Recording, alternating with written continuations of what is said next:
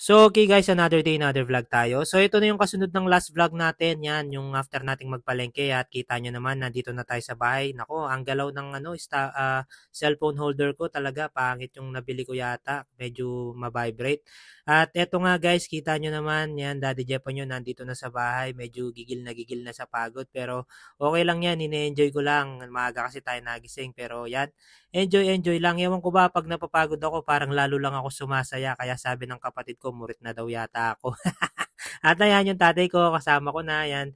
Ito, medyo pinagtripan ko siya dito. Sabi ko, okay na yan. Pero yan, dahil nga nagulo niya, yan. Inano ko, kinamada ko na lang ulit. Dinoble mo yung trabaho ako. Tuwag-tuwa pa nga siya dyan.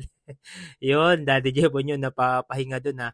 Ngayon, after nga yan, yung frozen goods na tayo guys. Yan, kita nyo naman. Tuloy-tuloy lang po tayo mga kasari, mga sir, mga ma'am. Huwag po tayong hihinto dahil nakasalalay sa ating mga business ang ating kapalaran. Ang dami kong alam sabihin, ewan ko ba.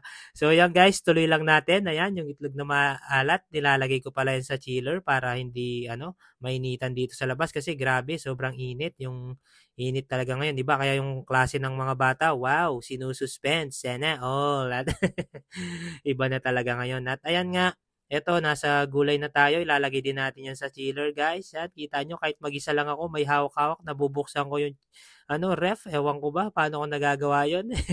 Yan, yung tuyo pala, guys. Ito, sinasabit ko yan kasi yung mga pusa, minamarder. Yan, ewan ko lang, magaling na talaga. Oh, yan, finger heart na ba?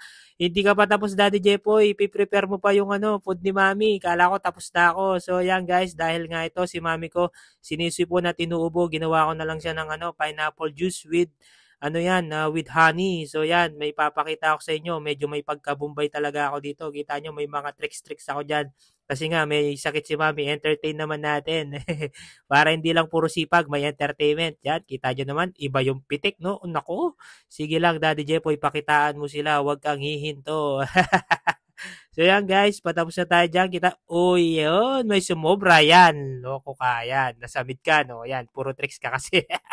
Okay lang yan. Importante yung asawa ko, napapasaya ko. Tuwang-tuwa nga siya dyan habang binibidyo niya ako. Para na daw akong baliw. Eh. Baliw na nga yata ako. So yun lang guys, tuloy-tuloy lang po tayo mga kasari, mga sir, mga ma'am. Yan yung food namin ni Mami. Favorite niya, Dokoy. At binili ko na rin siya ng mababaon niya. Sana maging okay na si Mami ko. Thank you guys. Kakain muna kami. Kain na po tayo guys. Have a good day and don't forget to thank the Lord for all the blessings that you have. Wow! Thank you. Siyempre, finger heart kayo sa amin guys. Bye-bye. God bless you po.